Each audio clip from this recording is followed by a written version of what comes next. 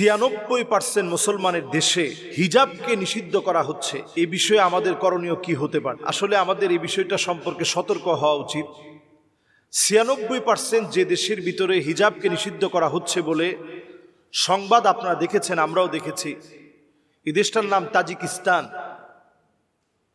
এই দেশগুলো মুসলমানদের ইতিহাস ঐতিহ্যে সমৃদ্ধ দেশ। এই দেশগুলোর ইতিহাস অনেক সমৃদ্ধ ইতিহাস। এই দেশগুলোতে হাজার হাজার আলেম এলেমের খেদমত করে গেছেন। যে দেশগুলোর ভিতরে ইমাম বুখারী আলাইহির রহমার পদচারণা পড়েছে, ইমাম মুসলিম আলাইহির রহমার পদচারণা পড়েছে, ইসমাইল কফফার আশ-শাশি আলাইহির রহমা ওনাদের পদধূলিতে ধন্য হয়েছে। ইমাম মাতুরিদি বুরহানুদ্দিন মারগানানী আলাইহির রহমা, পৃথিবী বিখ্যাত মনীষীদের পদচারণায় যে দেশগুলো ধন্য হয়েছে, সে দেশগুলোর ভিতরে সোভিয়েত ইউনিয়নের নানা রকমের ফাটলের পরে আমরা দেখতে পারি এই দেশগুলোর ভিতরে ইসলামের ঐতিহ্য টুকরা টুকরা হয়ে গিয়েছে। আমি এই দেশগুলোতে সফর করেছি। এমনও জায়গা আছে কোরআনুল কারীমকে মাটির নিচে পুঁথিত করে রাখা হয়েছে, মুসলমান অজর ধারায় সেখানে কাঁদে। এমনও জায়গা আছে সেখানে কোরআনুল কারীমের তেলাওয়াত চলে না। যেই জায়গাগুলোকে নামদারি মুসলিমরা শাসন করছে, যুগে যুগে আগ্রাসন চালাচ্ছে, শাসক গোষ্ঠী নিজেদেরকে মুসলিম বলে দাবি করলেও এরা প্রত্যেকটাই হচ্ছে ইহুদিদের এক একটা এজেন্ট হিসেবে কাজ করছে।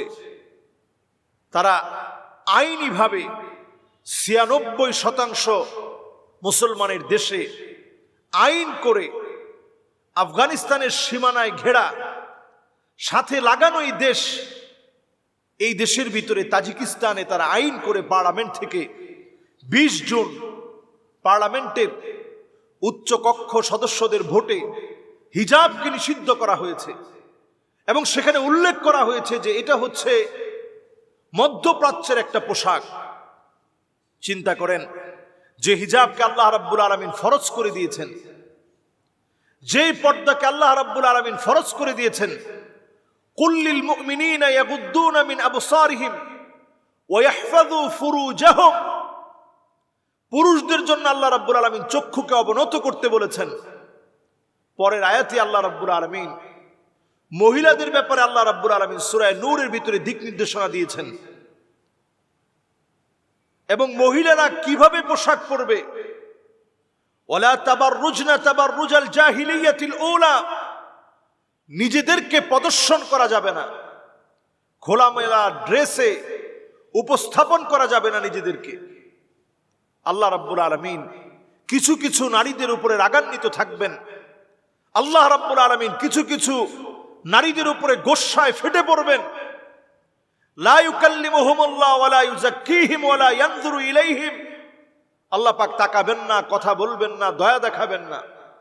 এমন কিছু নারী, যেই নারীদের মধ্যে অন্যতম হচ্ছে আল মুতাশাব্বিহাত, যারা পুরুষের মতো পোশাক পরবে, খোলামেলা ড্রেস পরবে, নিজেদের চেহারা সহ নিজেদের বক্ষকে, নিজেদের লজ্জাস্থানকে হেফাজত না করে পুরুষদের সামনে উন্মোচিত করবে। আল্লাহ লানত তাদের উপরে। আল্লাহ পাক তাদের দিকে রহমতের দৃষ্টিতে আল্লাহ তাআলা তাকাবেন না। অথচ আমাদের মুসলিম দেশ, ৯৬% মুসলমানদের দেশে আজকে তারা সাহস পেয়েছে কি করে তারা হিজাবকে উঠিয়ে দিবে, হিজাবকে তারা নিষিদ্ধ করবে। এই প্রত্যেকটি কাজ তখনই সম্ভব হয় আইয়ুরফা আল ইলম, যখন এলেমটাকে ছিনিয়ে নেওয়া হয়, উঠিয়ে নেওয়া হয়। যে দেশগুলোর কথা বলছি, এই দেশগুলোতে এক সময় এলেমের ছড়াছড়ি ছিল। সেই দেশগুলো এক সময় এই পৃথিবীর শ্রেষ্ঠ মনীষীদেরকে জন্ম দিয়েছে।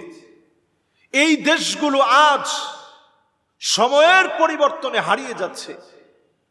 আজকে এই দেশগুলোর অবস্থা এত করুণ, আমার নিজের চোখে দেখা।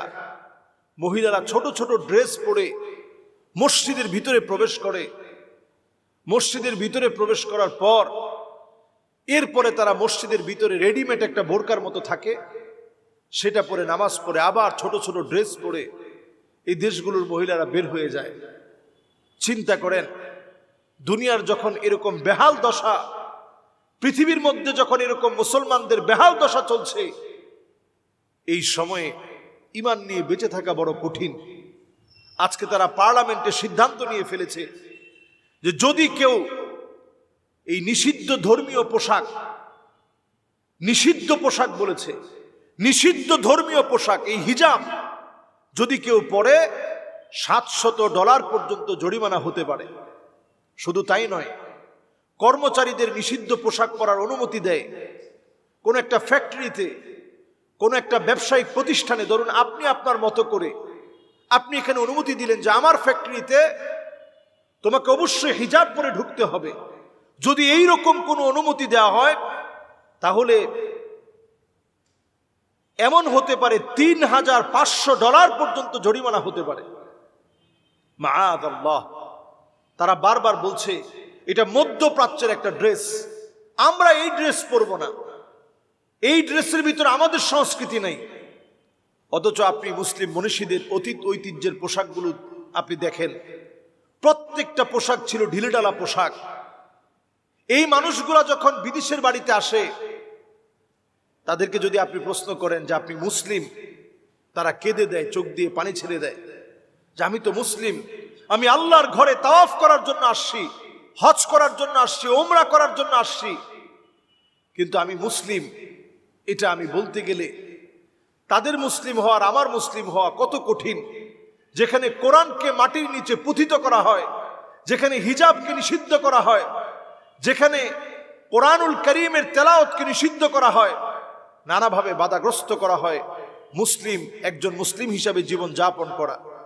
আমি আপনি যারা আল্লাহ রাব্বুল আলামিন যাদেরকে ভালো রেখেছেন, এই সময় অন্তত চিন্তা করেন, আমি আমার দেশে আমার ঐতিহ্যকে যদি রক্ষা না করি, আমার ইসলামকে হেফাজতে যদি আমি রক্ষা না করি, আমার ইসলামকে হেফাজত করার লক্ষ্যে যদি আমি চিন্তা না করি, এই ট্রান্সজেন্ডার সহ বিভিন্ন ইস্যু, LGBT যদি আমার দেশে প্রতিস্থাপিত হয়ে যায়, রন্ধ্রে রন্ধ্রে ঢুকে যায়, হতে পারে আমার দেশ থেকেও এক সময় হিজাব নিষিদ্ধ হবে, এগুলো হারিয়ে যাবে।